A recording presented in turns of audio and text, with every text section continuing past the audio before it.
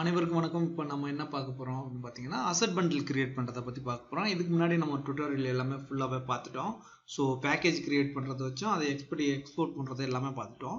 இப்போ அசட் பண்டிலாக நீங்கள் வந்து பண்ணணும், எக்ஸ்போர்ட் பண்ணணும், வெளியில் எடுக்கணும் அப்படின்னு நீங்கள் போது என்ன பண்ணணும் அப்படிங்கிறத நம்ம பார்க்க போகிறோம். ஸோ அசட் பண்டில் நம்ம கிரியேட் பண்ணும்போது நமக்கு என்ன தேவைன்னா, இங்கே வந்து அசட்டில் போய் இங்கே அசட் பண்டில் பில்ட் அசட் பண்டிலும் ஒரு ஆப்ஷன் வர வைக்கணும். ஸோ அது வர வைக்கிறதுக்கான நம்ம முதல்ல என்ன பண்ணணும் அப்படின்னா, ஸோ நம்ம அசட்ஸில் போயிட்டு இங்கே பார்த்தீங்கன்னா எடிட்டர்னு இருக்கும். ஸோ இந்த எடிட்டரில் நார்மலாக இருக்காது இந்த எடிட்டரு. நம்ம தான் ஒரு நியூ ஃபோல்டர் போட்டு அதுக்கு எடிட்டர்னு நேம் பண்ணணும். நேம் பண்ணிவிட்டு அதுக்கு உள்ளே ஓப்பன் பண்ணிட்டு ரைட் கிளிக் பண்ணி, இது எம்டியாக தான் இருக்கும், நான் ஏற்கனவே கிரியேட் பண்ணி வச்சுருக்கேன். ஸோ ரைட் கிளிக் பண்ணி கிரியேட் நியூ C# ஸ்கிரிப்ட் கொடுக்கணும்.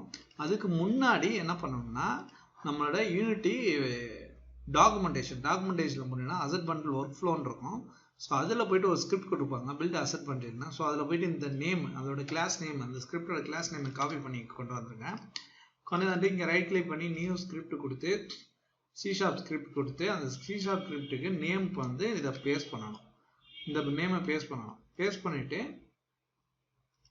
இதை டபுள் கிளிக் பண்ணிங்கன்னா உங்களுக்கு வந்து விஷுவல் ஸ்டுடியோ என்ன நீங்கள் எடிட்டர் யூஸ் பண்ணீங்களோ அந்த எடிட்டர் ஓப்பன் ஆகும். ஸோ அதுக்கு அப்புறம் வந்து நம்ம என்ன பண்ணோம்னா, இந்த மொத்த ஸ்கிரிப்டையும் காப்பி பண்ணி கொண்டு வந்துடணும். காப்பி பண்ணிவிட்டு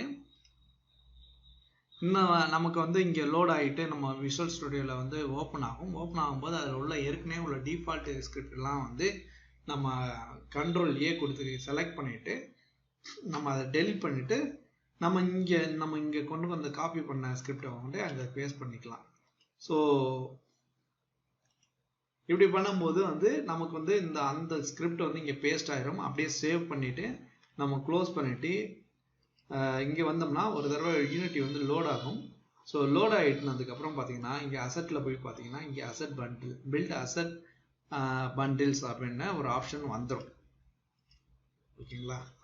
ஸோ எப்படின்னா உங்களுக்கு நார்மலாக இப்படி தான் இருக்கும். டிஃபால்ட்டே நம்ம ஏற்கனவே உள்ளது, அதுவே நம்ம கிரியேட் ஆகிருக்கு, ஏற்கனவே உள்ளது.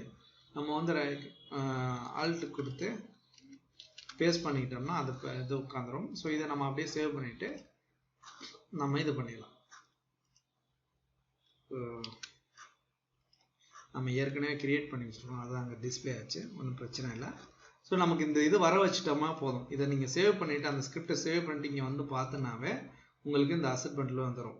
ஸோ அதுக்கப்புறம் நம்ம என்ன பண்ண போகிறோம் அப்படிங்கிறத பார்ப்போம்.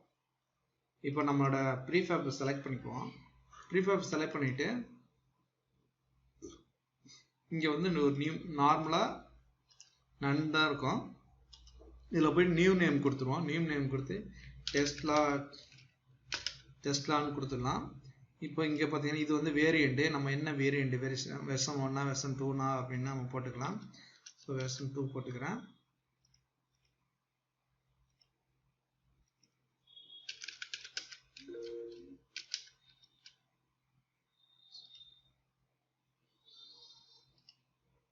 ஓகே, வெர்ஷன் 1 இருக்கட்டும்.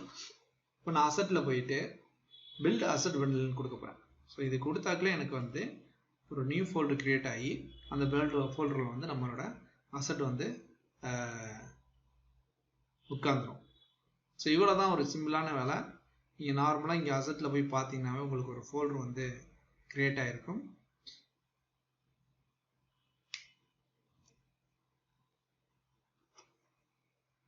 ஸோ இது வந்துட்டு இருக்கு பார்த்தீங்கன்னா, இதோட பர்சன்டேஜ் இங்கே காட்டுது, என்னென்ன ஒர்க் போயிட்டுருக்கு எல்லாமே. ஸோ பாஸ் பண்ணுறேன். ஸோ இப்போ பார்த்தீங்கன்னா நமக்கு அசட் பண்டில் கிரியேட் ஆகிடுச்சு. நம்ம இங்கே போய் பார்ப்போம். இங்கே பார்த்தீங்கன்னா ஒரு ஃபோல்டர் கிரியேட் ஆகிருக்கு அசட் பண்டில்னு. ஸோ நம்ம வந்து டெஸ்ட்லா வெர்ஷன் 1 போட்டோமா, ஸோ அதுக்கான அசட் வந்து இங்கே வந்துடுச்சு. இப்போ நம்ம வந்து ஷோன் எக்ஸ்ப்ளோரில் போய் பார்த்தோம்னா அது இருக்கும்.